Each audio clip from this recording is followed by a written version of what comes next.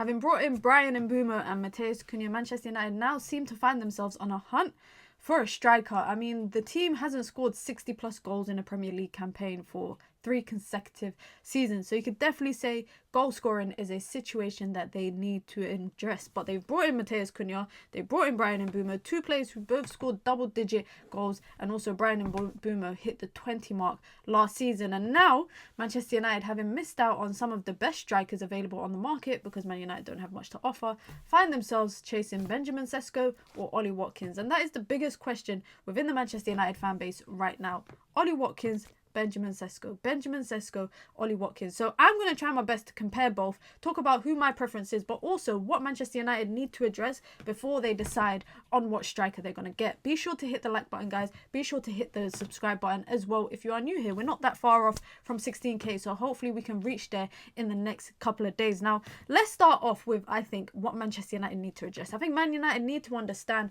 when it comes to what kind of striker Man United want, what kind of 9 do you actually need? Because you bring in Bryan Mbeumo and you bring in Matheus Cunha, and if it wasn't for Man United bringing in those 2 players, I would feel quite more sceptical about the calibre of strikers that Manchester United are linked to. But with my hopes that those 2 can carry a bit of the burden up front, then I think these kind of strikers that United are linked to kind of make sense. Now, with saying that, you see Arsenal signing Gyökeres. You see Liverpool potentially signing Alexander Isak. You see, Liverpool also signing Ekitike. You see Chelsea bringing in João Pedro and Liam Delap. And obviously Manchester City have Haaland. Spurs have Solanke. There are some great quality strikers across the top 6 in England, but also outside of the top 6 and across Europe. So I think that's the first thing. Manchester United cannot afford, in my opinion, to have a goal scorer or a striker in particular in this instance that requires patience, because I say this all the time, when it comes to Manchester United and when it comes to certain positions in the team, there is no luxury for patience when it comes to being a striker. You have to hit the ground running. If you look as far back over the last decade to the kind of strikers that United have brought in, Rasmus Højlund has probably been the only striker that Manchester United were patiently sitting around twiddling their fingers hoping for him to develop under Manchester United. I feel like Romelu Lukaku was a young striker that Man United got, but he was a proven striker, and that's completely different. The other strikers that United have brought in, the likes of Ibrahimovic, the likes of Cristiano Ronaldo, the likes of Cavani, those are strikers with great goal scoring records, and they were able to come and do that at Manchester United and score as well. And then they took a gamble on a striker like Anthony Martial, where at the latter stages people might think Man United never got much from him, but I think Manchester United got quite a lot from Anthony Martial. He just struggled with injuries a lot. And now with saying that, what kind of striker do Manchester United want? Do they want someone that is going to hold up the ball? Do they want someone that's going to run the channels, run in behind, be able to vacate space for the likes of Cunha and Mbeumo to utilise? Or do they want a number 9 that's going to sit on the final line of defence, just cause a nuisance, cause a problem, and when it comes to being in the box, then he pounces? Then you want your fox in the box, if you want to call it that. Because if that's the case, I think Benjamin Sesko and Ollie Watkins are 2 different types of strikers. And I'm not saying that because, number one, they are different in age and they play in different leagues, but I think also their proven record over the last couple of seasons is completely different. Now, what kind of leans in Ollie Watkins' favour is Premier League experience. Now, not necessarily does for Manchester United, does Premier League experience always equate being a good player for Manchester United, because Mason Mount has really struggled at Man United. We've seen what happened with Alexis Sanchez, but in the past, Sir Alex Ferguson used to kind of target some of the best players across the Premier League and try woo them over to come to Old Trafford, and it worked because they became legends. I'm talking about the likes of Carrick, etc. But with saying that, Ollie Watkins has a heap of experience across different systems in the Premier League, number one. Number two, he consistently scores double-digit goals in the Premier League, even in a season like last season where he maybe didn't feel like himself, having come off the back of the Euros. He might not have felt like himself completely. He started to lose his spot at one point to John Duran. Then in the latter stages of the season, he started to lose his spot to Marcus Rashford. He still manages to get goals. 16 goals in the league, I think, is still a good turnover, despite the fact that I think Aston Villa, we know they struggled a little bit towards the latter stages of the season, despite having a great Champions League run. On top of that, I also think with being Premier League proven and costing between 45, 50, 55 million, I think he addresses a lot of questions for Manchester United's frontline. Now, if you look at this particular graphic here, you see the shot comparison of Ollie Watkins last season in the league in comparison to Benjamin Sesko's shot comparison. And you see the stars are the goals, the darker circles are the shots on target, and then the lighter circles are shots off target. Ollie Watkins is what they would call a fox in the box. He likes to be in the box as much as possible, and that might not necessarily work for some teams, but I think for Manchester United, with the likes of Bryan Mbeumo, with Cunha, with Bruno potentially playing a deeper role, with the way that Manchester United utilise their wing-backs to make late runs in and put deliveries in from the other side, I actually think that is a good thing. I think Manchester United need not only a box presence, but they also need someone who, when their presence is in the box, is felt that they're doing something with it. I think so much over the last season, we've had a striker, for example, with Rasmus Højlund, who would be in the box, but it would be more times one player in terms of Rasmus Højlund up against 5-6 of the opponents. And as a result, he just drowns, he suffocates, he doesn't really cause anything with his presence.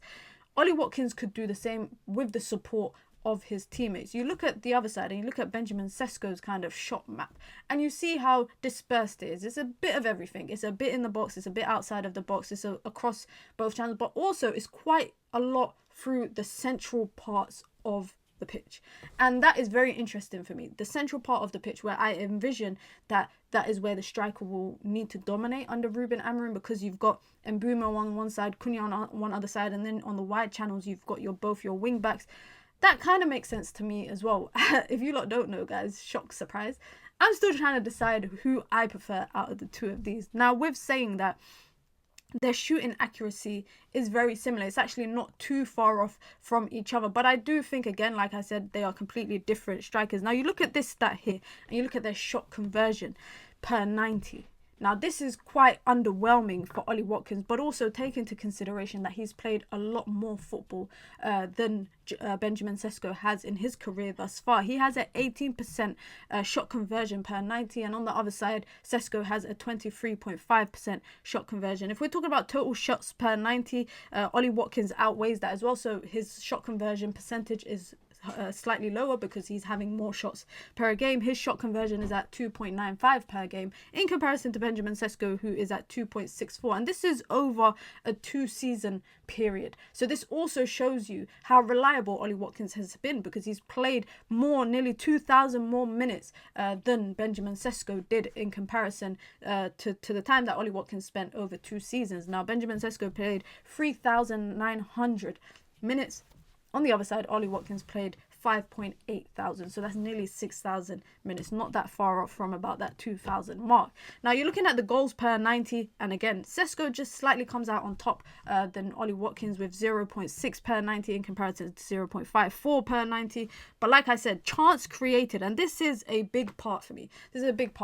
Chances created, because it's not only the chances that Ollie Watkins can create for himself, if you lot remember, so historically that goal he scored for England in the Euros, but it's also the chances that you create for your teammates, and he does that very well. He creates about 1 chance per 90 in comparison to Sesko, who creates less than that in 0.7. They are two completely different strikers, and I think when you look at what Manchester United have right now and what they need to improve on in this particular instance, it's the goal scoring, it's the link up play, it's the all-rounded number 9, in my opinion, that Manchester United need. I think Ollie Watkins is the no-brainer. Now, you also look at it on the flip side and you think there's 2 things that could kind of go wrong with Ollie Watkins. Number 1, I mentioned the first one, which is not always does Premier League experience equate being a good player for Manchester United, but also B, that Manchester United have to get it right with Ollie Watkins if they're going to spend that money on him, because he's not that far off from 30. Manchester United do not have the sell-on ability. Now, with Benjamin Sesko, however, if he doesn't succeed at Manchester United, they could probably sell him on, not make a full profit, but they can retain some of the money that they probably spent on him for the fact that he's a lot younger. Now, with saying that, with Benjamin Sesko, I think 80 to 90 million euros, which reportedly is what RB Leipzig is looking at him.